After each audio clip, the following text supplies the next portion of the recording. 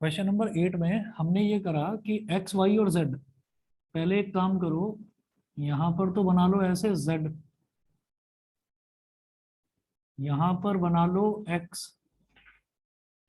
और यहां पर बना लो वाई। मैंने जानबूझकर वाई को इस बार सामने की तरफ बना दिया। अच्छा, और ये हो गया ओ। तो वो कह रहे हैं कि find the equation of the plane with intercept 3 on the Y axis. मतलब कोई एक ऐसे प्लेन है,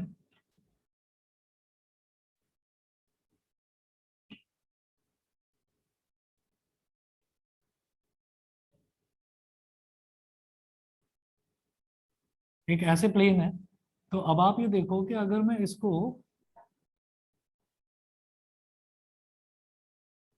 इसको ऐसे शेड कर रहा हूं,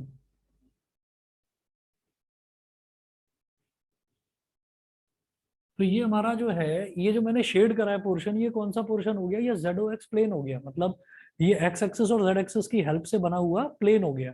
इन दोनों की हेल्प से बना हुआ प्लेन हो गया, एक एरिया हो गया। और ये जो मैंने प्लेन बनाया है, ये प्लेन क्या है? ये इस जेड एक्स प्लेन के पैरेलल है। ठीक है।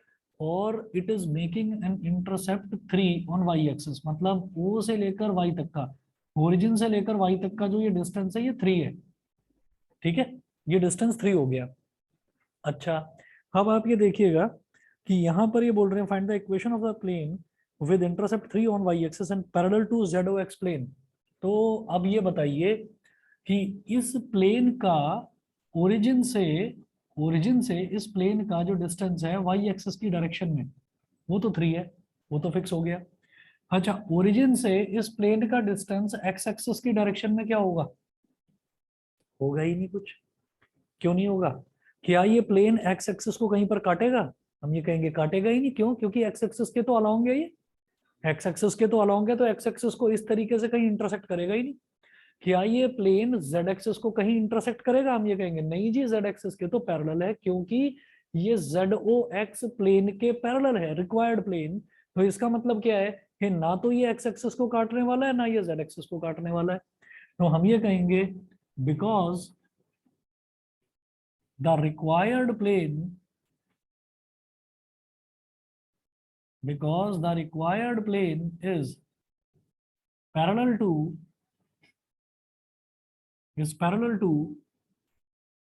ZOX plane. It means that it is not going to intersect x-axis and z-axis.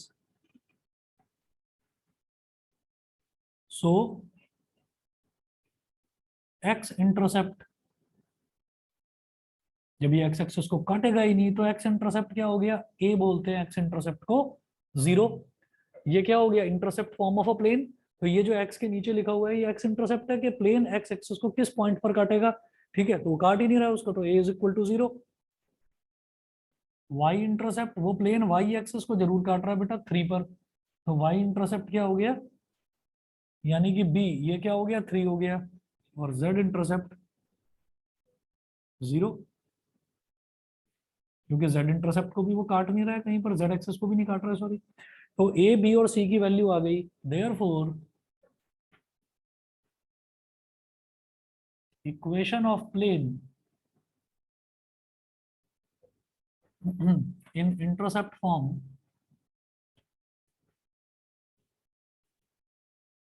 equation of plane in intercept form x upon a plus y upon b plus z upon c is equal to 1, x upon 0 plus y upon 3 plus z upon 0 is equal to 1। Check करिए पीछे। ठीक है, कहीं कभी भी कोई भी बच्चा यहाँ पर खास तौर पर प्लेन में 3 डायमेंशनल ज्योमेट्री में वेक्टर्स में इनमें ये ना सोचे कि अरे ये तो एनीथिंग अपॉन 0 आ गया है, तो नॉट डिफाइंड आ गया। ठीक है, तो ये इसको लिखने का तरीका है कि एक्स अपॉन 0, यानी कि उसका एक्स इंटरसेप्ट जो है वो 0 होगा, वाई इंटरसेप्ट 3 होगा, जेड इंटरसेप्ट 0 होगा। ठीक है, चलिए जी। इसके बाद अगला देखिएगा, सभी को क्लियर है? ऑनलाइन वाले बच्चे बता दें। Yes sir. Yes sir. ठीक है, ठीक है, चलिए जी आगे चलते हैं। अगला एग्जांपल देखेंगे, क्वेश्चन नंबर 9 है, find the equation of a plane through the intersection of the planes 3x minus 2y 3x minus y plus 2z minus 4 is equal to 0, x plus y plus z minus 2 is equal to 0 and the point 2 to 1। ठीक है, तो ये कौन सा question हो गया? ये हमें हमें फॉर्म दे रखी थी कि जब एक प्लेन दे रखा होता है और दूसरा प्लेन दे रखा होता है, तो equation of a plane passing through the line of intersection of two given planes. तो दो प्लेन दे रखे हैं जिसको मैं क्या मानता था, पाई 1 और पाई 2। याद करिए, ये जो क्वेश्चन नंबर 9 है, जितनी भी इक्वेशंस हैं, अब जैसे आप ये देखिए, क्वेश्चन नंबर 7 हमने देखा, तो इसमें देखते ही समझ में आ गया इंटरसेप्ट मेंशन था, तो इसको देख के समझ में आ गया कि इंटरसेप्ट फॉर्म ऑफ प्लेन लगाना है। क्वेश्चन नंबर 8 था, उसको भी देखकर समझ में आ गया इंटरसेप्ट फॉर्म। अब ये जो है क्वेश्चन नंबर 9, तो ये दो प्लेन्स वाला है। तो फर्स्ट प्लेन की इक्वेशन क्या है? 3x minus Y plus 2z minus 4,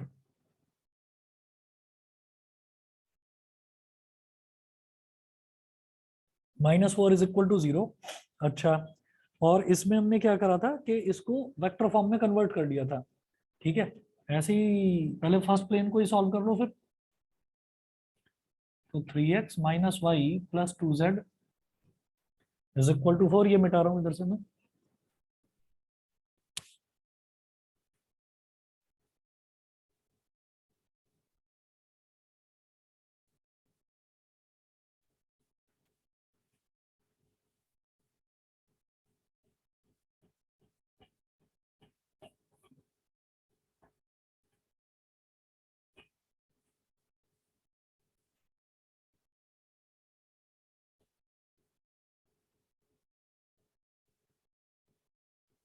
तो इसको वेक्टर फॉर्म में कन्वर्ट करने के लिए क्या करते हैं, जबरदस्ती इसमें मैं क्या लिखता हूँ, x I cap plus Y J cap plus Z K cap.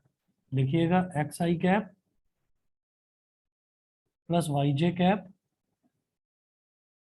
Plus Z K cap dot, अब इसको एक्स वाई जेड हटाकर आई जे के कर देना, 3 I cap minus 1 J cap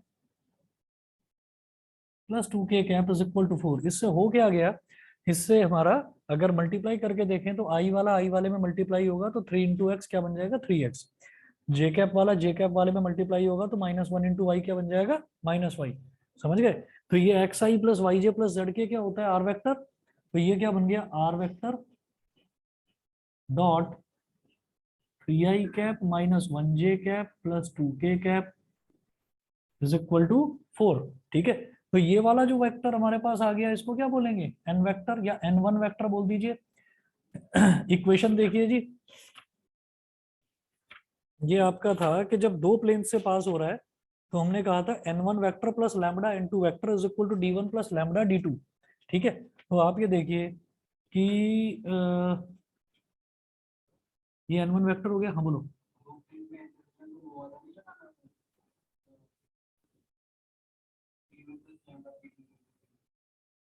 p1 plus lambda p2 is equal to 0। हाँ वही तो बोल रहा हूँ। हाँ, उसमें हम क्या करेंगे, क्या बोल रहा हूँ मैं समझा नहीं, कोप्लेनरिटी वाला बोल रहे हो, कोप्लेनरिटी ऑफ, मैं बता रहा हूँ, देखिए इसमें ऐसा था कि ये आपका ऐसे बन जाएगा कि n1 vector lambda n2 vector, हाँ d1 प्लस लैम्बडा d2।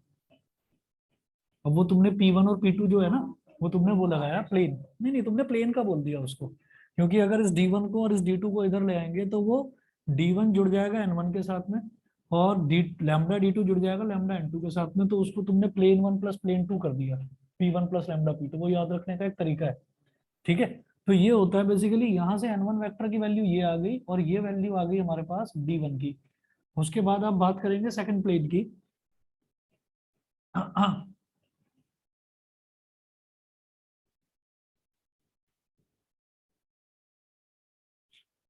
जब सेकंड प्लेन की बात करेंगे तो देखिएगा जी, सेकंड प्लेन क्या है,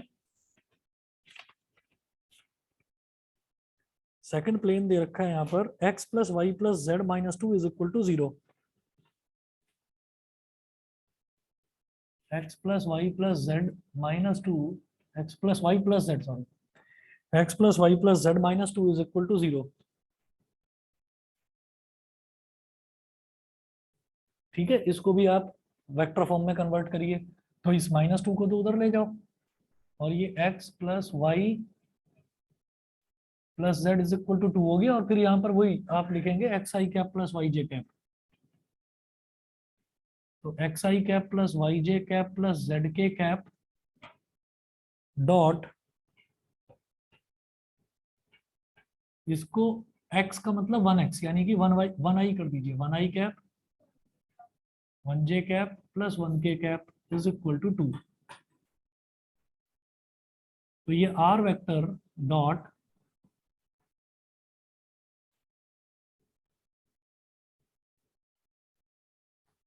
अब ये पूरा हमारे पास आ गया n2 वेक्टर, और ये 2 क्या आ गया d2। ठीक है, अच्छा इसके बाद हम ये कहेंगे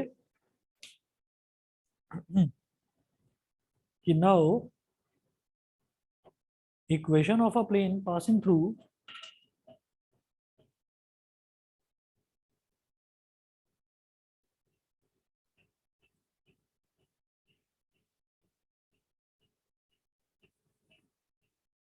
equation of a plane passing through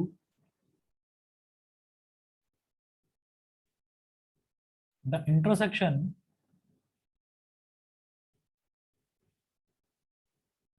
of these two planes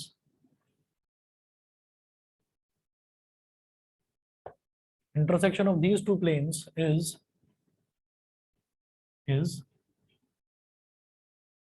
r vector dot n1 vector plus lambda r vector dot n1 vector plus lambda n2 vector is equal to d1 plus lambda d2। तो r vector dot n1 vector क्या है 3i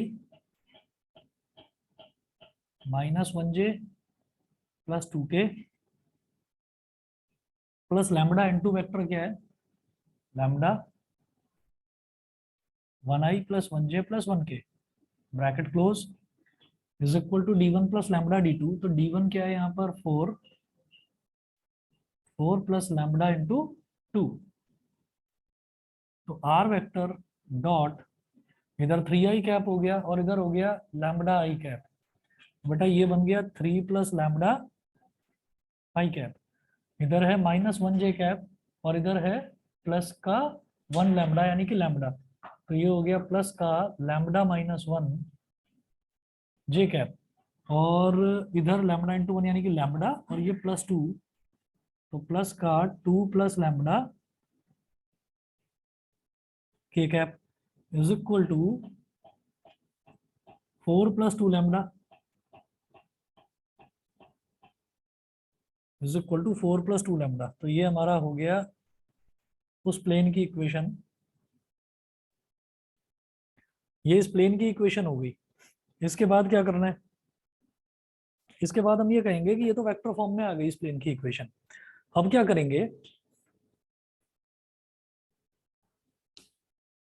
एक minute,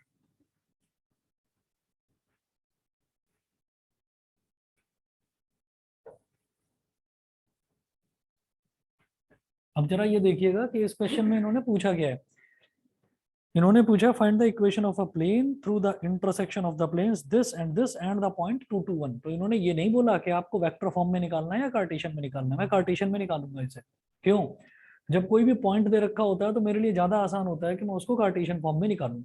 जब point दे रखा होता है तो मैं एक्स वाई और जेड की जगह वो वैल्यू डाल सकता हूँ। ठीक है, तो हम इसको कहेंगे इन कार्टेशियन फॉर्म। देखो वेक्टर फॉर्म में ये निकल गया है, लेकिन फिर भी लैम्बडा की वैल्यू अभी मेरे पास नहीं आई है, तो मैं क्या करूंगा in Cartesian form,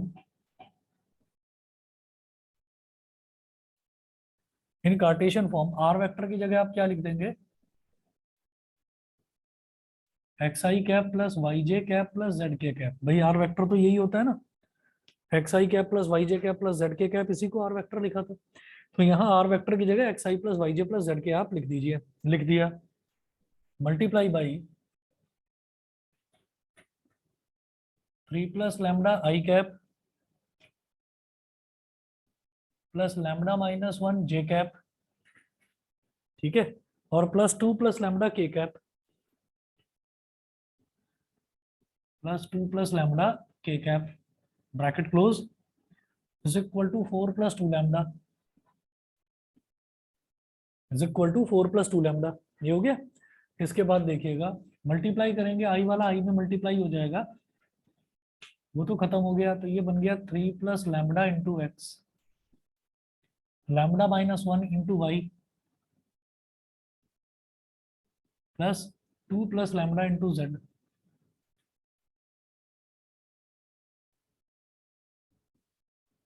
is equal to 4 plus 2 lambda. ठीक है, तो ये कार्टेशियन इक्वेशन हो गई। अब हम ये कहेंगे since this plane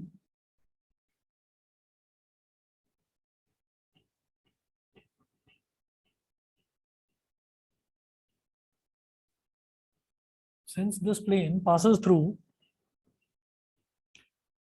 2 to 1, since this plane passes through 2 to 1, अच्छा इसको बोल दीजिए इक्वेशन नंबर 1। ये जो हमारे पास आ गया ना प्लेन की इक्वेशन आई है, इसको इक्वेशन नंबर 1 बोल दीजिए। ठीक है, since this plane passes through 2 to 1, तो x की जगह 2, y की जगह 2 और z की जगह 1 डाल दो। यहाँ डालिए 3 plus lambda into 2 plus lambda minus 1 into 2 plus 2 plus lambda into 1 is equal to 4 plus 2 lambda, 6 plus 2 lambda, 2 lambda minus 2, 2 plus lambda, 4 plus 2 lambda. अब देखिए ये प्लस का 2 लैम्डा इधर भी है, प्लस का 2 लैम्डा इधर भी है, cancel out, minus 2 plus 2 cancel out, इधर बचा 2 लैम्डा प्लस लैम्डा यानी कि 3 लैम्डा, इधर 4 है और ये जो प्लस का 6 है ये उधर जाकर हो जाएगा माइनस का 6। 3 lambda is equal to minus 2, तो lambda is equal to minus 2/3। अब हम ये कहेंगे put the value of lambda in equation 1,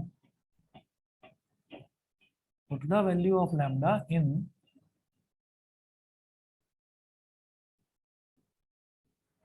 equation 1।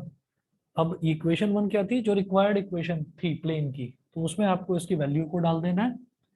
तो ये बन गया बेटा 3 प्लस लैम्डा, लैम्डा की जगह क्या डाल देंगे 3 प्लस माइनस 2/3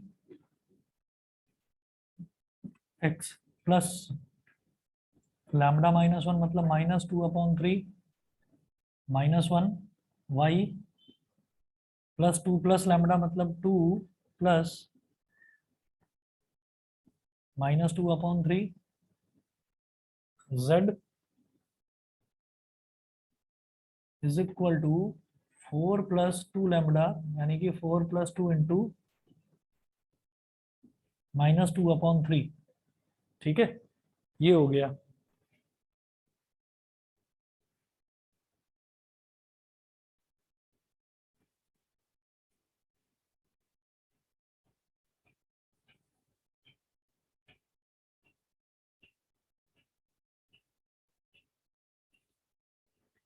अब देखिएगा कि ये हो गया 3 माइनस 2/3, तो 3 3 जा 9, 9 माइनस 2 कितना हो गया 7, 7/3 इंटू एक्स, फिर माइनस 2/3 माइनस 1, तो 3 को माइनस 1 से मल्टीप्लाई करा माइनस 1 हो गया, तो माइनस 5/3 वाई, और ये हो गया 3 2 जा 6, 6 माइनस 2 हो गया 4, तो प्लस का 4/3 जेड इज इक्वल टू 2 2 जा 4 हो गया विद माइनस साइन, तो 4 माइनस 4/3, 3 4 जा 12, 12 माइनस 4 हो गया 8/3। तो सबके डिनोमिनेटर में 3 है, 3 3 3 सब कैंसिल आउट कर दो, तो 7x minus 5y plus 4z is equal to 8। देखिए जरा आंसर इसका, यही है। Yes sir. ठीक है जी। इसके बाद देखिएगा, अब इन्होंने इसके बाद क्वेश्चन नंबर 10 बोला find the vector equation of the plane passing through the intersection of the planes r vector dot 2i plus 2j minus 3k is equal to 7, r vector dot 2i plus 5j plus 3k is equal to 9 and through the point 213। तो ये देखिए ये वाला हमारे लिए और आसान हो गया, क्यों, क्योंकि जो ये हमने क्वेश्चन करा है इसमें हमको जो दो इक्वेशंस दे रखी थी ना प्लेन की, वो दे रखी थी कार्टेशियन फॉर्म में, मैंने पहले उसको वेक्टर में कन्वर्ट करा फिर जो रिक्वायर्ड इक्वेशन आई वो वेक्टर फॉर्म में आई, तो यहाँ तो वेक्टर में कन्वर्ट करने की जरूरत ही नहीं है, क्योंकि यहाँ पर जो दोनों इक्वेशंस मुझे दे रखी हैं वो ऑलरेडी वेक्टर फॉर्म में दे रखी हैं। समझ गए, तो n1 vector, n2 vector, d1 और d2 वो मेरे पास है ही।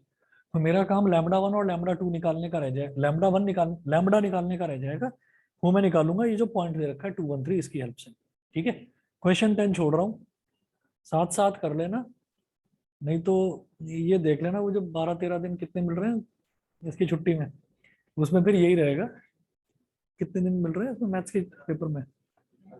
मैथ्स के पेपर में कब कितने दिन मिल रहे हैं, 11-12 दिन तो मिल रहे हैं। हाँ, मुझे 13 का ध्यान है वैसे शायद। अच्छा, 20 के बाद सीधा 7 का, नहीं बीच में वो भी तो है शायद। अच्छा अच्छा अच्छा। हाँ तो चलो 15-16 दिन जो मिल रहे हैं, लगभग आधा महीना मिल रहा है, तो उस आधे महीने में फिर 3D करोगे, इसको साथ साथ कर लेना। ठीक है, क्वेश्चन नंबर 10 मार्क करो, आज ही कर लेना। उसके बाद क्वेश्चन नंबर 11 देखिएगा। क्वेश्चन नंबर 11 देखिएगा। Find the equation of the plane through the line of intersection of the planes x plus y plus z is equal to 1 and 2x plus 3y plus 4z is equal to 5, which is perpendicular to the plane x minus y plus z is equal to 0, which is perpendicular to the plane x minus y plus z is equal to 0। कर सकते हो इसको कैसे? हाँ, 1 minute वो बता रहा है, जरा सोच रहा है वो। अच्छा, मतलब एक एनसीईआरटी खुद लेकर बैठा, दूसरे की भी एनसीईआरटी ले ली। हाँ, वो थोड़ा नहीं ज्यादा ही आगे चल रहा है।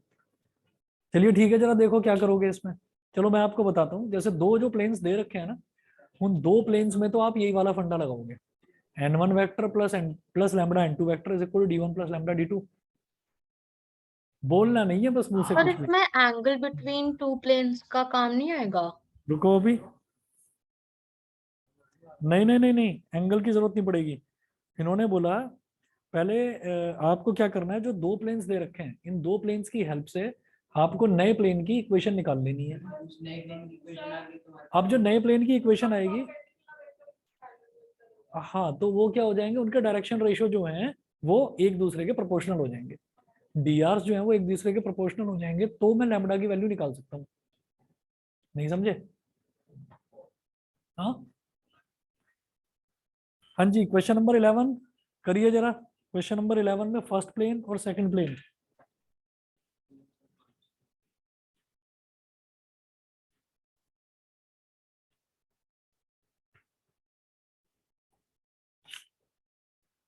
क्वेश्चन नंबर 11 में जरा शॉर्टकट ले रहा हूं मैं।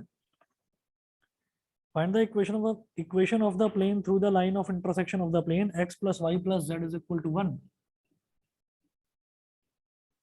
x plus y plus z is equal to 1 को मैं सीधे लिख रहा हूँ r vector dot i cap plus j cap plus k cap is equal to 1 लिख सकते हैं। ठीक है, तो ये क्या बन गया, ये बन गया n1 वेक्टर, और बेटा ये बन गया d1। अब आ जाओ सेकंड प्लेन पर। सेकंड प्लेन में देखिएगा 2x plus 3y plus 4z is equal to 5।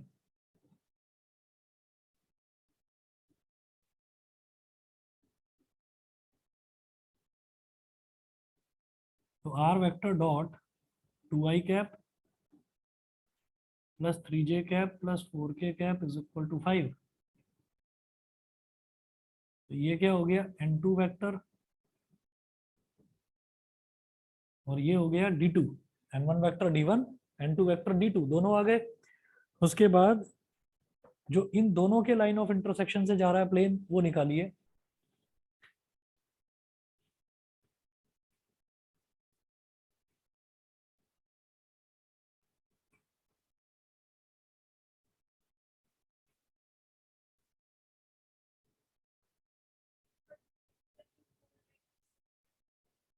Distance between two planes, वो आपका ये a1 vector a2 vector minus a1 vector cross b1 vector, b1 vector cross b2 vector upon b1 vector cross b2 vector का पूरे का mod.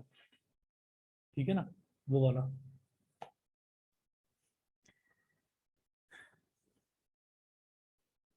हाँ जी, अब जरा देखिएगा कि R vector equation of the plane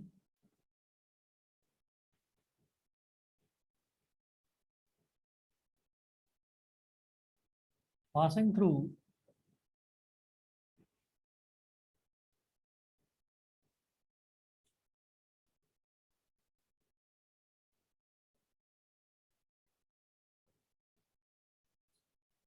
equation of the plane passing through the line of intersection of plane 1 and plane 2, equation of the plane passing through the line of intersection of plane 1 and plane 2, r vector dot n1 vector plus lambda n2 vector is equal to d1 plus lambda d2. तो r vector dot n1 vector क्या हो गया, i plus j plus के,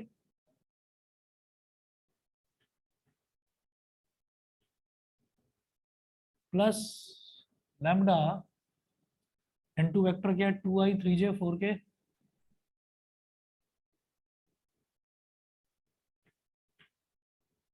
is equal to d1 plus lambda d2. d1 क्या है 1 plus lambda d2 क्या है 5. तो r वेक्टर डॉट ये आई कैप है और ये हो जाएगा 2 लैम्डा आई कैप, तो 1 प्लस 2 लैम्डा आई कैप, ये जे कैप है और ये हो जाएगा 3 लैम्डा जे कैप, तो 1 प्लस 3 लैम्डा जे कैप. ठीक है, और ये के कैप है और ये हो जाएगा 4 लैम्डा के कैप, तो 1 plus 4 lambda K cap bracket बंद is equal to 1 plus 5 lambda. ये हो गया, ये मेरी रिक्वायर्ड इक्वेशन आ गई प्लेन की, इसको बोल दीजिए इक्वेशन नंबर 1. ठीक है, हम ये कहेंगे कि this plane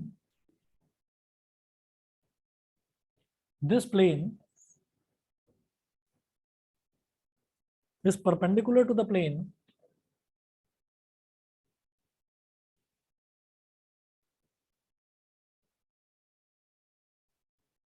this plane is perpendicular to the plane.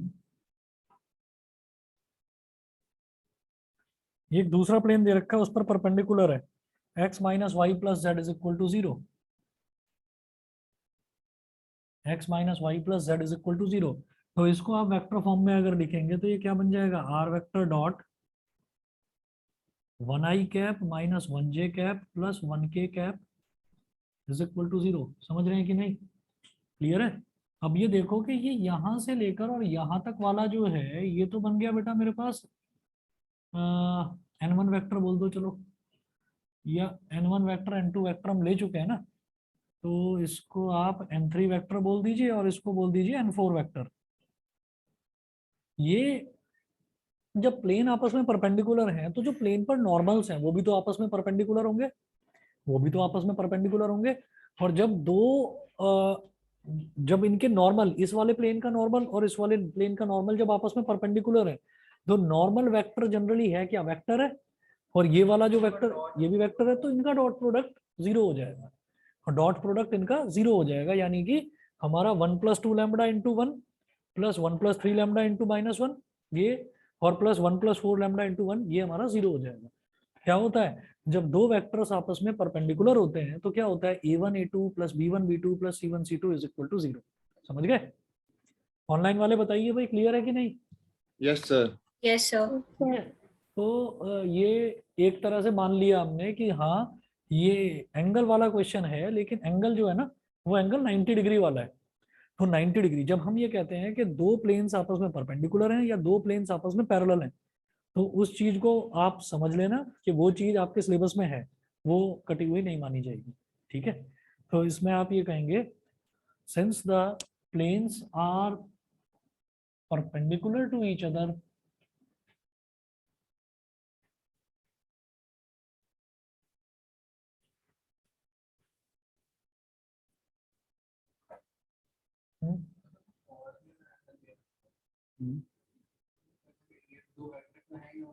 और एंगल देंगे नहीं आपको, टेंशन ना लो उसकी.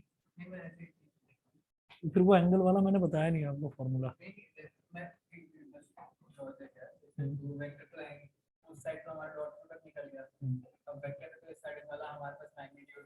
भाई सीधा बस वही चीज है कि जैसे यहाँ पर हम क्या कर रहे हैं, यहाँ पर हमने डॉट प्रोडक्ट निकाल के सीधा 0 कर दिया, तो वो 0 क्यों हुआ, क्योंकि दोनों के बीच में 90 डिग्री एंगल है ना. अगर मान लो कोई एंगल दे रखा है तो इसका और इसका dot product is equal to cos of that angle जो आपको दे रखा है, बस ये है. मतलब कुल मिलाकर जो नॉर्मल सी चीज होती है, आसान सी चीज होती है, वो ये हटा देते हैं सिलेबस में से, कि हमने कोविड में ध्यान रखा तुम्हारा। हाँ, एंगल में बस यही है और कुछ है नहीं। तो हाँ, इतना बताते हैं कि जैसे angle between a line and a plane है, वो थोड़ा सा टफ था, वो थोड़ा सा टफ था, तो उसमें काफी क्वेश्चंस मिसलेनियस के ऐसे हैं जो कटेंगे। हाँ हाँ, वो फॉर्मूला लाइंस का। अच्छा, डिस्टेंस बिटवीन प्लेन, भूल गया क्या? Distance of a point from a plane तो सीधा है।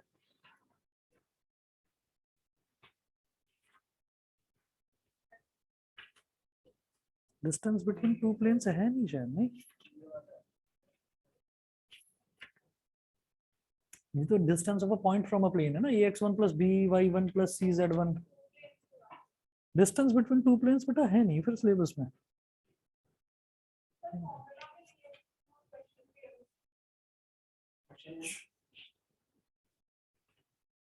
डिस्टेंस बिटवीन टू प्लेन्स,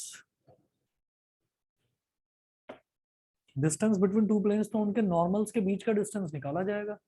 और नॉर्मल्स को हम ये कह सकते हैं कि दो प्लेन्स अगर आपस में पैरेलल नहीं है तो उनके नॉर्मल्स भी पैरेलल नहीं होंगे। इसका मतलब नॉर्मल्स को स्क्यू लाइंस लिया जा सकता है। मुझे लगता है वही फंडा यूज होगा इसमें जो आप पूछ रहे हैं, क्योंकि प्लेन्स जो हैं, प्लेन्स में जब भी डिस्टेंस निकालेंगे तो शायद नॉर्मल्स के बीच का ही निकाला जाएगा। मैं देखकर बता दूंगा, ठीक है। चलिए, अब इसमें ना आप ये देखो कि हम ये कहेंगे this plane is perpendicular to the plane this, तो हम ये कहेंगे since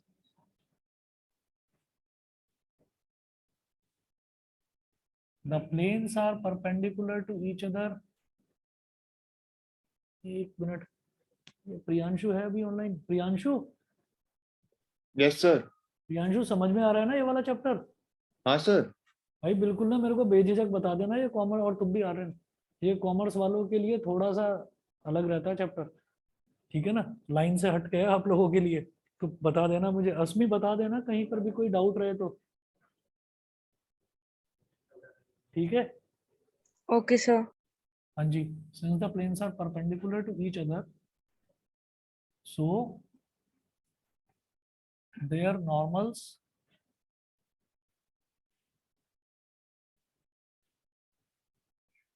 will also be perpendicular to each other।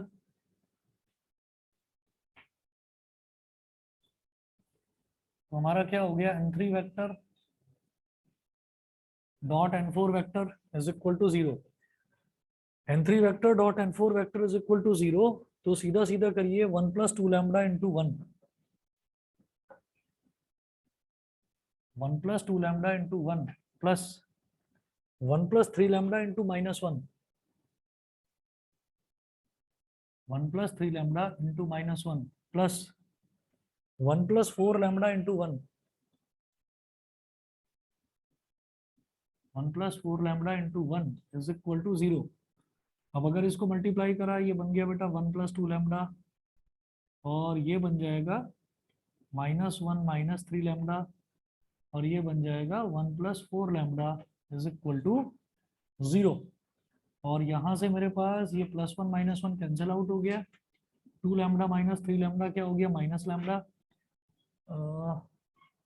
एक मिनट, 2 प्लस 4 6, 6 माइनस 3 हो गया प्लस का 3 lambda, plus 1 is equal to 0, तो लैम्बडा की वैल्यू आ गई minus 1/3। Put this value in equation 1,